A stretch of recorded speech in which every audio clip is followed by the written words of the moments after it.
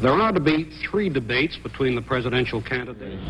Do presidential debates matter? Yeah. One of the tightest elections in history was 1976 between the Democrat Jimmy Carter and the Republican Gerald Ford. A very tight nail-biter of an election. And the debate may have cost Gerald Ford that election. Ford was asked, would he comment on Soviet influence in Eastern Europe?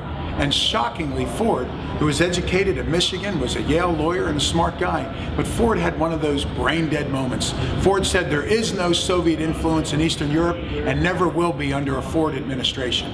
The audience laughed, the moderator laughed, even Jimmy Carter laughed. And when they came back to it, poor Gerald Ford looked a little like the animal in the headlights as the car's bearing down on it on the road. Ford never recovered from that moment in the debate, and it may have cost him the election in 1976. There's also a lot of levity and humorous moments in presidential debates. One of the greatest one-liners in the history of presidential debates was in 1984. It was delivered by Ronald Reagan.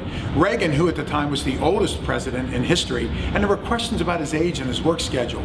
Well, during the debate, Walter Mondale raised the age question, but Reagan brilliantly pushed it back on Mondale by saying, I will not make age an issue of this campaign. I am not going to exploit for political purposes my opponent's youth and inexperience.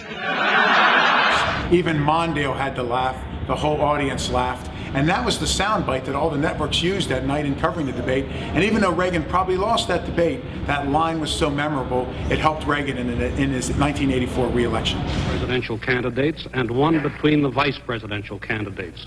All are being arranged by the